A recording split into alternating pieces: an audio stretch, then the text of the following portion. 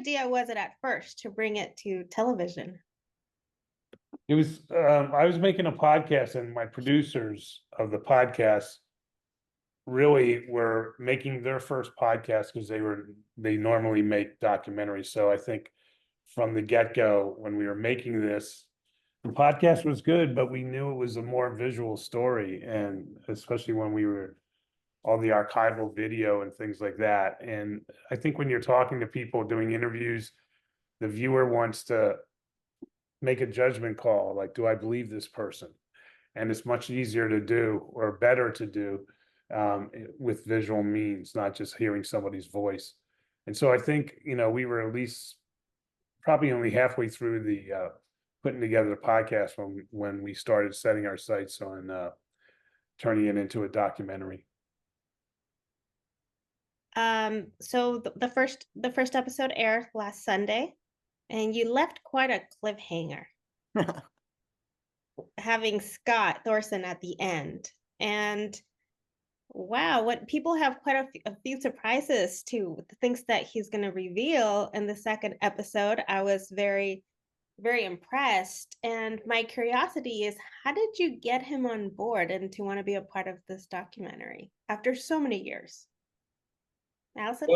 Well, that was Michael's doing. He had developed a relationship with Scott. I'll let Michael tell his end of the story, but Scott was, once he did the podcast, he was very willing to do the documentary series, but Michael has the origin story. Yeah, it really begins with one of the detectives in the show, Rick Jackson, who had a almost 30-year relationship with Scott Thorson through various investigations. He's an LAPD detective. And he came to me and said, this guy is a really interesting character. You got to watch yourself with him. You got to double check anything he says. But I think it might be worth you talking to him. And he was talking to me as a novelist, that I'm a guy who's always throwing out a net for characters that I can, crib off of in my novels. But when I talked to him, and at the time he was in prison in Nevada, there was something weird, something endearing, something intriguing about Scott. And I think that comes through in the documentary in a big way, that all that adds up to him being a fascinating character, that you then have to back up what he says with your own investigation. And you got to try to confirm almost anything he says. As one of the detectives says in the documentary, he sometimes talks out of both sides of his mouth. Alison, what's one thing that you did not know about the story? I didn't know the depths to which the crack epidemic could be traced back to Eddie Nash and Scott Thorson, that they were involved with that so early on that cops didn't even know what it was. And it's just, I was very aware of how cocaine had changed the whole environment in, everywhere, but especially in Los Angeles. And the crack being part of that was just such a deeper, darker part of the story that Michael was covering as a young reporter at the time, which is interesting to tie it back into this story now. Wow. I was fascinated because this story I was not super familiar to. This was in 81. I was born in 81. And it's just a couple of streets away from me. I'm in Sherman Oaks. So this is so close to home, some major history. So what do you hope these younger generations, well, after me, 81, are gonna take away from watching the series?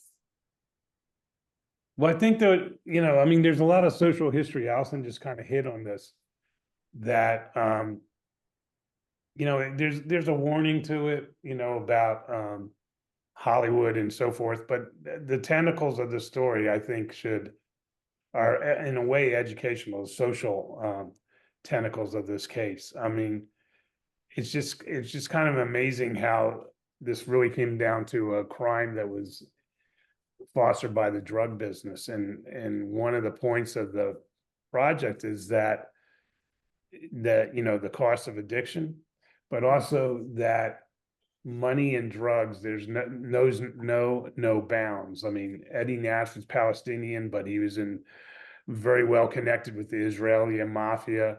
his drug organization connected Colombian cartels with the Black Gorilla family. I mean, it was, to me, the tentacles of this thing are amazing. And so it's a really underworld story that I think is helpful for people to know.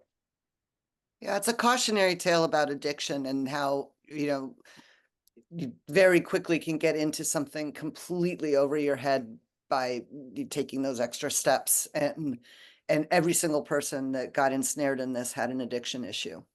And how did you get Dawn Schiller into this documentary, Holmes's girlfriend? That was actually archival material that we licensed from another filmmaker. We reached out to her several times and she didn't want to, I think she was done telling her story. So we licensed that material. Oh, I see.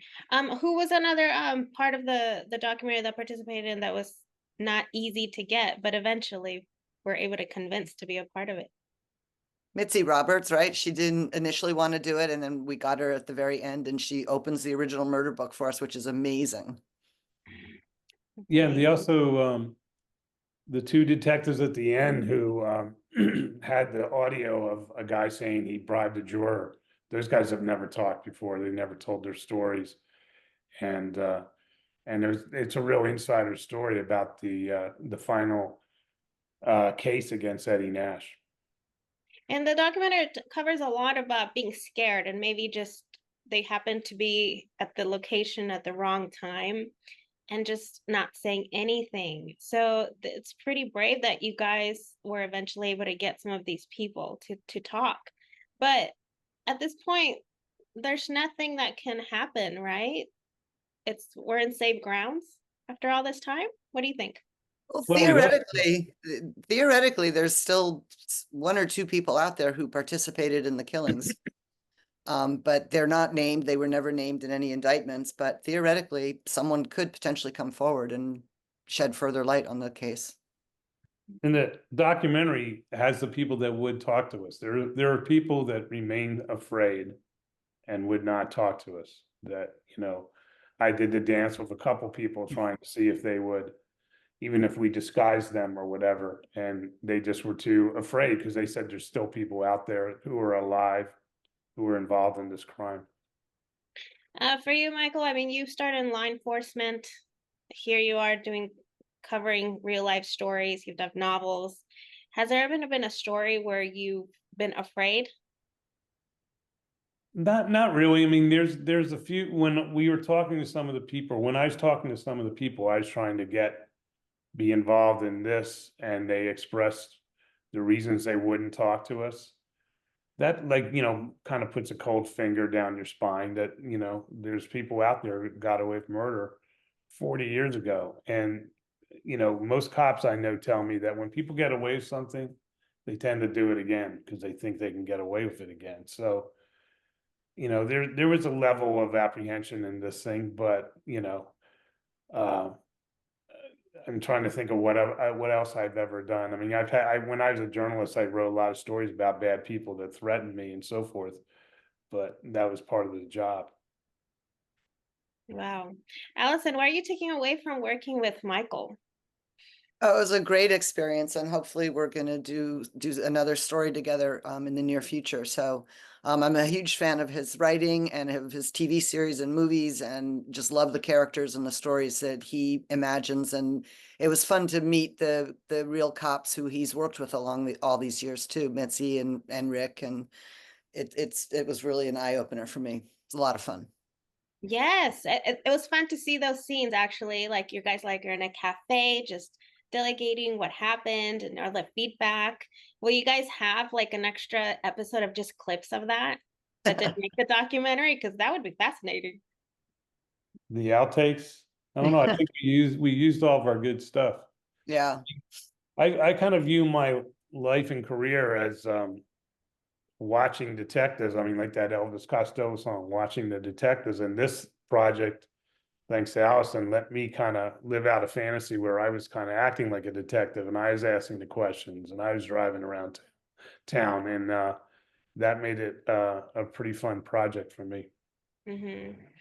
Well, one thing that I do like about your series is that you're showing all sides I've noticed there's some documentaries that have newer ones that have came out that I feel like they're a little biased, like victimizing some of these people that have, you know, caused so many killings, so many murders. I've been reached out from networks like, hey, can you delete this part of the article, you know, and stuff like that. And that's just kind of I feel sort of unethical. Well, we've tried to be as even-handed as we could be. Not everyone was alive, but we got to almost everybody who was. And yeah, I think it's a very it's a deep dive into a very complex case, and I'm really proud of how we handled it. Mm-hmm. What, Allison, what's one of the things you enjoyed in this project and as a director? Getting to meet the cops and having, you know, seeing Michael sort of play the detective, working the detectives was a lot of fun. We had a lot of fun with the recreations, you know, shooting the recreations, which were cool. You know, I just really wanted this to have a very noir feel, and I wanted the interviews to feel more like scenes. I'm glad you called them scenes, because that's what we wanted them, not traditional sit down talking heads. And it was just fun to figure out how to mix it up. And this big structural thing was where to introduce Scott. And so I'm glad you felt that episode 1 was a cliffhanger with that, because we struggled with where to put him. No, it was perfect. Thank you. Well, I appreciate your time, and I can't wait to finish the series. New episode is this Sunday. And of course, Allison, you've probably been hearing from everybody how a lot of us are fans of Michael and Yeah. his stories, like you mentioned, and very popular name. I know a Michael Connelly, who's the editor of our website of Latino Review Media. That's his name. Huh. I know a radiologist who's also Michael Connelly, so very popular, sir. I've met a few myself. And Lincoln Lawyer and the spin on Netflix, the Latino character. I mean, I love it. I'm enjoying it. So That he's great, and they do a really good job with that. The new season comes out in a few weeks. yes, I can't Wait. wait. Yeah. He's Mexican. I'm Mexican. Bruin. I went to UCLA, so I love it. Major highlights. Thank you so much. I appreciate your time. Thank Thank you. you. Thank you, Nancy. Welcome.